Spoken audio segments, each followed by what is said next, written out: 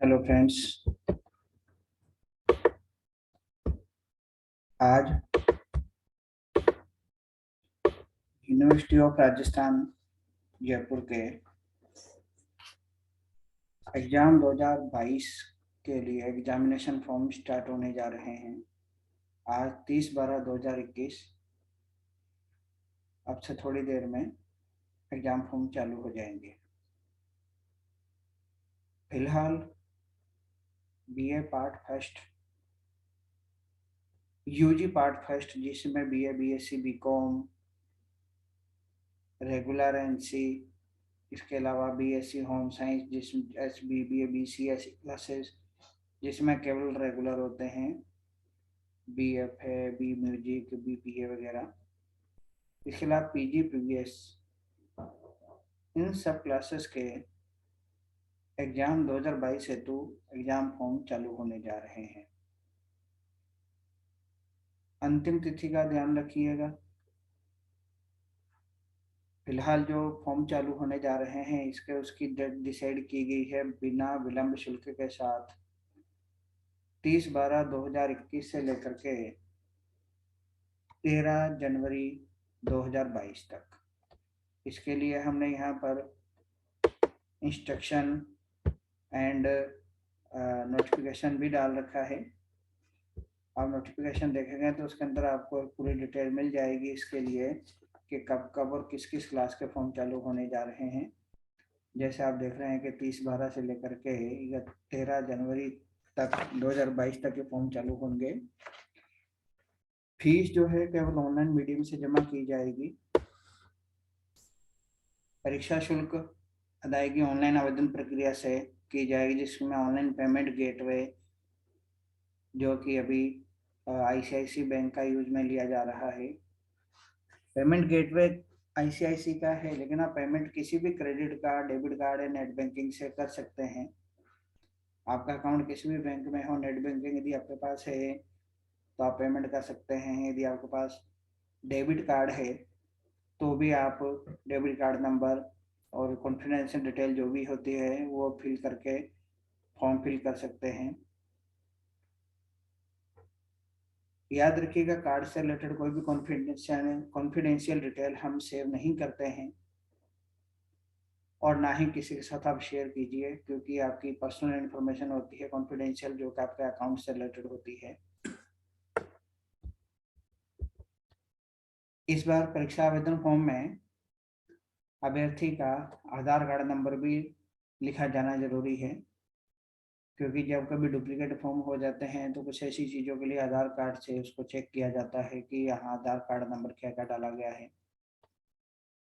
इसके अलावा अभ्यर्थी को सलाह दी जाती है कि उसमें जो मोबाइल नंबर फॉर्म में पूछा जाता है वो खुद का ही डालें और वो लिखें जो कि आपके पास लगातार वर्किंग स्थिति में रहे।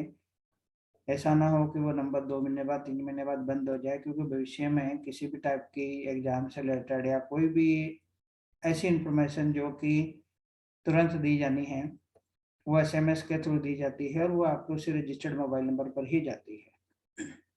कभी कभी ऐसा होता है कि अभ्यर्थी न्यूज़ नहीं देख पाता, न्यूज़पेपर नहीं देख पाता, वेबसाइट नहीं देख पाता, तो ऐसे में उसके मोबाइल पे भी कुछ मैसेज आता है तो उसको देख सकता है। इसलिए अपना पर्सनल मोबाइल नंबर ही उसमें लिखिए और वो लिखिए जो कि आपके पास रहे। ऐसा ना हो कि 2 महीने बाद, 4 महीने बाद उस नंबर को बंद कर रहे हो, तो ऐसा नंबर ना डाल के ऐसा परमानेंट नंबर उसमें लिखिएगा। रेगुलर स्टूडेंट्स के लिए जो रूल्स एंड रेगुलेशंस हैं वो सबको ऑलरेडी पता ही है। माननीय उच्च न्यायालय का आदेशानुसार नियमित छात्र छात्राओं की कक्षा में 75% प्रेजेंट अनिवार्य होनी चाहिए। इस संबंध में जो कॉलेज प्रिंसिपल्स हैं वो सुनिश्चित कर लें, क्योंकि फॉर्म जमा करने के बाद उन्हीं को ही आगे फॉरवर्ड करने होते हैं। फॉर्म भरने के बाद संबंधित महाविद्यालय में ही जमा कराया जाना है। रेगुलर वाले तो जहाँ पढ़ रहे हैं वहीं पर ही जमा कराएंगे, और प्राइवेट के लिए भी जब वो फॉर्म भरने जाता है तो हम वहाँ पर उससे पूछ रहे हैं कि किस सिटी के किस कॉलेज में आप जमा कराना चाहते हैं, तो जहाँ आपने जो भी कॉलेज सेलेक्ट किया है वहाँ पर ही आप फॉर्म को जमा कराएंगे। परीक्षार्थियों द्वारा डाक से प्रेषित परीक्षा फॉर्मों को स्वीकार नहीं किया जाएगा, क्योंकि लेट हो जाते हैं, कुछ कंफर्म नहीं होता। और सबसे बड़ी बात, जो फॉर्म होता है उसको फॉरवर्ड करवाया जाता है प्रिंसिपल के द्वारा। तो ऐसे में वो फॉर्म आप डायरेक्ट जमा कराते हैं तो वो मान्य नहीं होगा। स्नातक यूजी में आर्ट्स एंड साइंस और पीजी जैसे जियोग्राफी है, इन विषयों की परीक्षा में जिन समय पाठ्य परीक्षार्थियों ने प्रायोगिक विषय का चयन किया या करेंगे, उन्हें निर्धारित प्रशिक्षण केंद्रों पर प्रायोगिक विषय में प्रशिक्षण हेतु पंजीकरण करवाना, निर्धारित तिथि तक शुल्क जमा करवाना होगा। इसके लिए बाद में प्रक्रिया चालू होती है, जिसके साथ क्या होता है कि आपको ऑनलाइन कुछ प्रैक्टिकल ट्रेनिंग फीस जमा करानी होती है, और उन पर्टिकुलर ट्रेनिंग सेंटर पर प्रैक्टिकल करने के बाद, प्रैक्टिकल ट्रेनिंग करने के बाद आपको एक सर्टिफिकेट इशू किया जाता है उसी संबंधित प्रशिक्षण केंद्र के द्वारा। तो ऐसे में जरूरी है कि आप समय समय पर वेबसाइट को देखते रहें कि कौन सी प्रक्रिया कैसे हो रही है, और इस प्रशिक्षण शुल्क के लिए, प्रैक्टिकल वाले के लिए बाद में विज्ञप्ति जारी की जाएगी जो आपको ऑनलाइन देखनी होगी।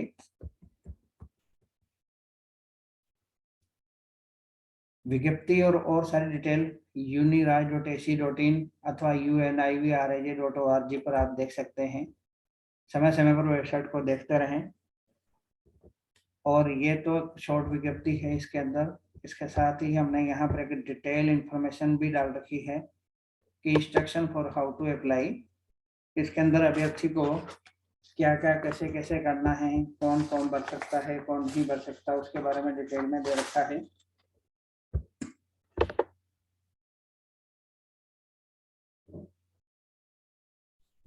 इसके लिए सबसे पहले कैंडिडेट इस वेबसाइट पर जाएंगे univrej.org पे, और यहाँ पर आपको अभी एग्जाम हम 2021 का लिंक मिल रहा है, यहाँ लिखा है, थोड़ी देर में यहाँ पर 2022 लिखा आ जाएगा जैसे फॉर्म लाइव करेंगे हम।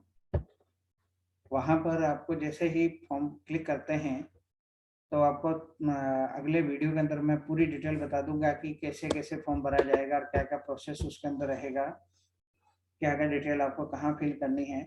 फिलहाल हम आपको इंस्ट्रक्शन बता रहे हैं इसके कि आप univrej.org पर जाएंगे, इसके बाद में आपको फैकल्टी सेलेक्ट करके, क्लास सेलेक्ट करके फॉर्म भरना होता है। वहीं से पेमेंट मीडियम के लिए आपको सिलेक्ट करना होगा, और उस पर जाकर के आप पूरा फॉर्म भरेंगे और ऑनलाइन ही उसकी फीस जमा कराएंगे। कॉलेजेस के लिए भी कुछ इंस्ट्रक्शंस हैं, और वही इंस्ट्रक्शन स्टूडेंट्स पे भी लागू होते हैं, खासकर सब्जेक्ट से रिलेटेड, क्योंकि जो ऑप्शनल सब्जेक्ट होते हैं कैंडिडेट को वो ध्यान से सिलेक्ट करने होते हैं। यदि आप गलत सेलेक्ट कर लेते हैं तो आपका बाद में एग्जाम के टाइम पे दिक्कत होती है। कुछ कॉम्बिनेशंस होते हैं वो आपको देखने होते हैं। इसके अलावा प्राइवेट कैंडिडेट्स के लिए कुछ जरूरी चीजें हैं कि वो नियमित परीक्षार्थी अपने परीक्षा फॉर्म आवश्यक दस्तावेजों के साथ संबंधित महाविद्यालय में नियमित के रूप में जिन्होंने भरा है वो जमा करवाएंगे। एक्स स्टूडेंट जो है वो भी अपनी हार्ड कॉपी निकाल कर उसी कॉलेज में जमा कराएंगे। एक्स स्टूडेंट वो होते हैं जो पहले पढ़ रहे थे और फेल हो गए, तो वो एक्स स्टूडेंट के रूप में होते हैं। समय पाठी परीक्षार्थी नजदीक की सिटी एरिया जो हमने वहाँ पर फॉर्म में भरते टाइम दे रखा है उसको सिलेक्ट करेंगे, और उसके अकॉर्डिंग जहाँ भी कॉलेज आ रहा है वहां पर उसको वो जमा करवाएंगे। तो निर्धारित कॉलेज पर आप फॉर्म एनसी वाले जो कैंडिडेट है वो भी जमा करवाएंगे। महाविद्यालयों के नियमित पूर्व परीक्षार्थियों, समय पाठी परीक्षार्थियों के परीक्षा केंद्रों का आवंटन विश्वविद्यालय द्वारा यथा समय निर्धारित किया जाएगा। याद रखिए, जहाँ पर आप फॉर्म जमा करा रहे हैं वहाँ पर खासकर नॉन कॉलेजिएट के लिए, और ये रेगुलर पर भी जमा होती है कि वो आपका फॉर्म कलेक्शन कॉलेज है। आपका परीक्षा केंद्र क्या होगा ये यूनिवर्सिटी के द्वारा बाद में डिसाइड किया जाता है, इसलिए आप फॉर्म भर के टाइम पे जमा करवाएं। ऐसे ही हमने सभी कॉलेजेस को भी लॉगिन आईडी पासवर्ड दे रखे हैं। जब आप फॉर्म जमा करवाएंगे कॉलेज में तो कॉलेज के द्वारा उनका ऑनलाइन वेरिफिकेशन भी जरूरी होता है कि ये फॉर्म हमारे पास आ गया है। उसका एक फॉरवर्डिंग सीरियल नंबर जनरेट होता है जो कि महाविद्यालय के द्वारा किया जाएगा।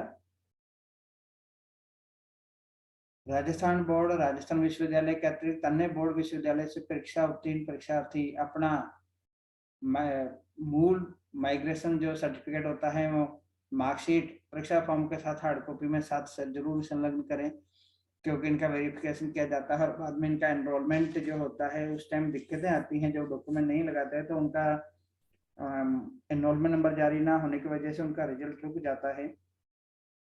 इसलिए जरूरी डॉक्यूमेंट जो है वो अपने साथ में लगाएं। और हमने ये जो इंस्ट्रक्शन वाली दे रखी है इसके अंदर ही फीस की डिटेल भी दे रखी है कि किस कैंडिडेट के लिए, या हम ये कहें कि किस क्लास के लिए रेगुलर के लिए कितनी फीस लगेगी, नॉन कॉलेजिएट के लिए कितनी लगेगी, एक्स कैंडिडेट के लिए कितनी लगेगी। और इस तरीके से सारी फीस की डिटेल वेरिफिकेशन करके दे रखी है, जो कैंडिडेट को ऑनलाइन ही जमा करवानी होती है। इसके अलावा और भी बहुत सारी जानकारी हमने दे रखी है। कुछ नियम होते हैं कि कौन सा सब्जेक्ट कौन ले सकता है, कौन नहीं ले सकता, वो सारी चीज़ें हैं। जैसे कुछ सब्जेक्ट ऐसे होते हैं जो नॉन कॉलेजिएट कैंडिडेट मतलब समय पाठी छात्र नहीं ले सकते, जैसे कि टेक्सटाइल है, इन्वेस्टिगेट बायोटेक्नोलॉजी है, शीप है, वूल, लाइव स्टॉक है, और फिजिकल एजुकेशन है, जियोलॉजी एंड माइनिंग है, एंथ्रोपोलॉजी है। इसके अलावा और भी कई सारी चीज़ें हैं जो कि नॉन कॉलेजिएट कैंडिडेट नहीं ले सकता। स्नातक समपाठी छात्रों का अनिवार्य विषय सामान्य हिंदी व अंग्रेजी तथा नियमित छात्रों को सामान्य हिंदी, अंग्रेजी, एलिमेंट्री एजुकेशन, पर्यावरण विषय, विज्ञान विषय को पाठ्यक्रम की अवधि में उत्तीर्ण करना आवश्यक होता है। और इस वर्ष से एक आनंदम नाम का विषय है जो कि यूजी पार्ट फर्स्ट वाले स्टूडेंट्स के लिए रेगुलर के लिए लिया जाना जरूरी है।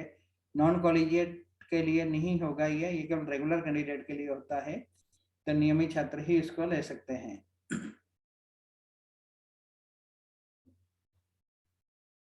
तो इसके अलावा बहुत सारे और भी इंस्ट्रक्शंस हमने वहाँ पर दे रखे हैं जो आप पढ़िए फॉर्म भरे जाने से पूर्व। और इसके अगले वीडियो के अंदर हम आपको कंप्लीट बता देंगे कि फॉर्म आपको कैसे कैसे भरना है, कैसे फीस जमा होएगी, और फॉर्म भरने के बाद में क्योंकि खासकर आपको फोटो सिग्नेचर ध्यान से अपलोड करना होता है। और याद रखिएगा फोटो सिग्नेचर प्रॉपर साइज के हों और कलर हों और विजिबल हो। ऐसा नहीं हो कि आपने बहुत छोटा सा कर दिया और फिर वो सारा पिक्सल्स बिखर गया और उसका प्रिंट आउट भी सही से नहीं आया, क्योंकि बाद में एडमिट कार्ड के ऊपर भी वही फोटो साइन प्रिंट होते हैं। तो ऐसे में आपको एग्जाम टाइम पे दिक्कत हो सकती है, इसलिए जो भी डिटेल फिल करें वो ध्यान से करें। तो अगले वीडियो के अंदर हम आपको बताएंगे कि फॉर्म कैसे भरा जाता है। Thank you.